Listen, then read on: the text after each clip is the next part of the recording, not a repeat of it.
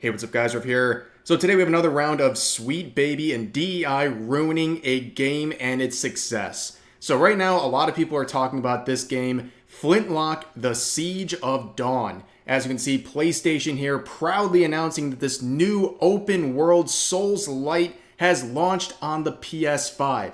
However, there's an issue if you look into the comments section. You can see hundreds of users saying things like this. And here is 6 random comments. This is not curated. This is just 6 comments in a row, and they all have the same message in common, and that is a mention of Sweet Baby Inc.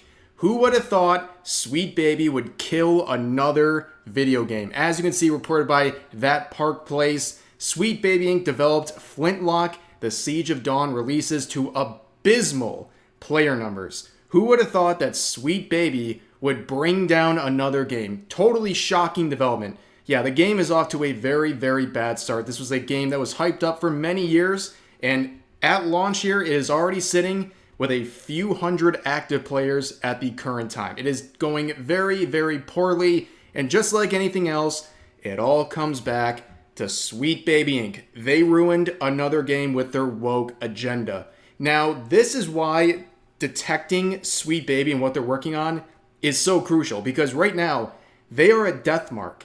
They are a death mark on anything they're attached to. Whatever game it is, whatever company they're working with, it's bad news for them.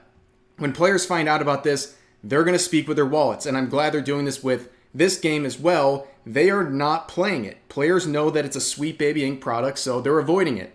And that's why groups like Sweet Baby Inc. Detected, the Steam group that started a whole lot of drama only a few months back, and also DEI Detected are so important. Those are groups started by Cabrutus, and they have been very, very key in identifying these games that Sweet Baby and other woke companies, consulting firms are partners with. And it's very crucial to know what they're doing because they don't want you to know. It's such an insane situation where Sweet Baby and these other companies, they don't want you to know what they're working on because their name is now negative. It is something that does not sell games. In fact, it does the exact opposite. You would think if this company was so proud of themselves, they would want everyone to know what games they're working on, but that is not the case. They know they do shabby work, and they know that gamers don't want anything attached to them. But let's talk about this game. Let's talk about Flintlock, because this is a very interesting case of a company inviting in Sweet Baby and DEI initiatives and then completely collapsing and hamstringing its own success. So a lot of this started back in 2024, earlier this year, about 3 or 4 months ago, where people like Cabrutus made a very interesting discovery about Flintlock.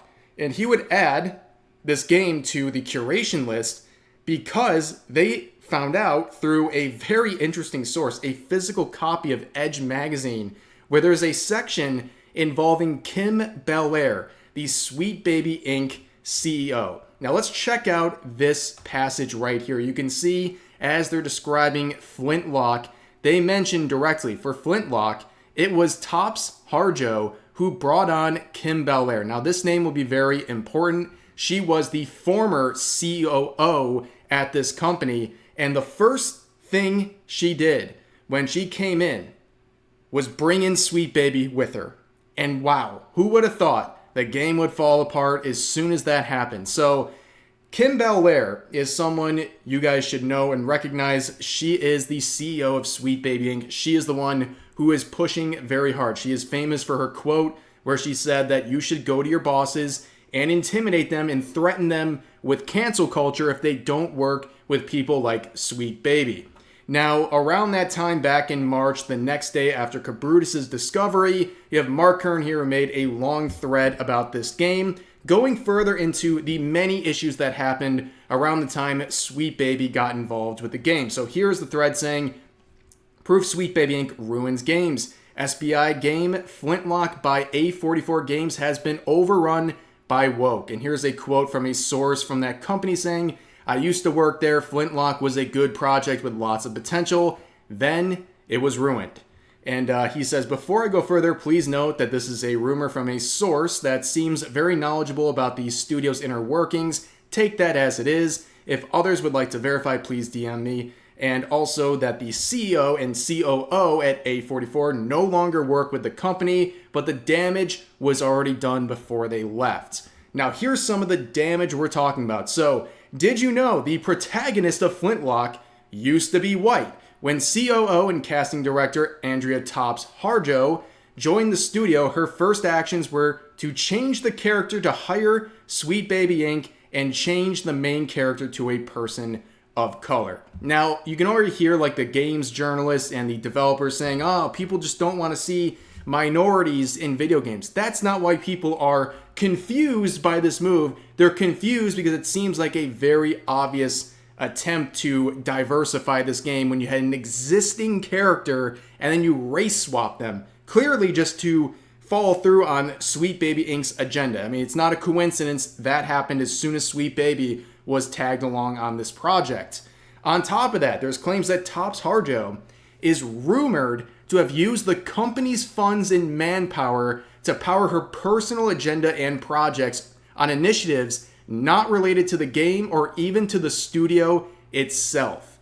That is a very crazy thing if it is true. And you can see down here from someone, the source who used to work at the company, they say this: yeah, I've witnessed our UI artists making art assets for its website as their sprint task. Basically, having these people do these tasks to, I guess, test their performance, but it's creating work for our own personal agenda, which, again, if that is true, that is absolutely outrageous. In the thread, we continue saying this: aside from working with Sweet Baby Inc. and making changes to the game, Andrea also directed numerous changes in HR in her role as COO. In 2021, most developers were denied raises and evaluations were postponed for at least 6 months. Andrea told HR to inform anyone who complained or asked questions that the reason is because I said so. She also ordered the HR departments to hide the salaries of the top execs from the company. HR tried to help, but they were unable to get past this. The team was worried about the studio finances. Meanwhile, the new hires and changes to the game resulted in a project where, in quotes, these people knew nothing about how a video game is made, end quote.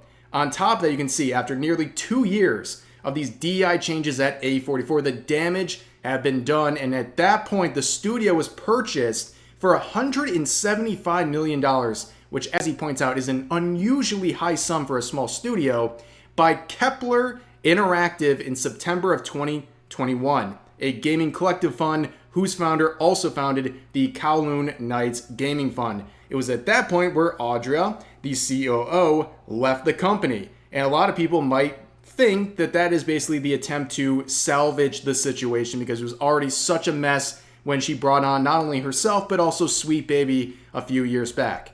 On top of that, when these discoveries were made by people like Cabrutus, people reached out to A44, right? And they wanted to see, is this true? Was Sweet Baby Inc.'s involvement with this game? Was that something that actually happened? And it seemed very clear there was. And the studio would try to deny this, but they wouldn't provide any proof. And they claim that Sweet Baby's no longer involved and the changes had been all reversed. And there's no proof that any of those things happened. The proof that Sweet Baby's no longer involved and the proof that the changes that they made were actually reversed. There's no proof of that. And on top of that, if you go further in this Kepler Interactive group, this Lizzie Kane individual, who is the senior operations and grown manager, would get very upset when Mark Kern made that thread questioning some of the practices within this company. And this was her reaction. Absolutely fuming, vibrating off the effing plane of reality. This piss weak pseudo-journalism that the far-right gamer gators are taking is so vile. Incredible to see in real time and closer to home how wrong Grums is and how damaging he and his weird troop are.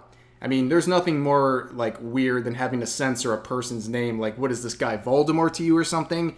But yeah, that is a pretty embarrassing reaction. And now we fast forward to the actual release of Flintlock, and it is a complete disaster. You can see a lot of the recent reports showing a peak of 469 active players. Yeah, you don't need to know too much about the gaming sphere to know that is absolutely terrible, especially for a high budget project like this. And you can see literally day one, they're already applying 10% discounts on this game. Yeah, absolute disaster. Sweet Baby Inc. has killed another game, and that is not surprising, and that is, again, why it's so important to have DEI detected and Sweet Baby Inc. detected to figure out where these companies are working and see their connection to Sweet Baby and what they're working on so you can avoid those products because they tend to be absolute garbage. But for now, that's going to do it for this video. I appreciate you guys listening. As always, feel free to share your thoughts about today's topics in the comment section down below. Hope you guys enjoyed the video, and I'll see you next time.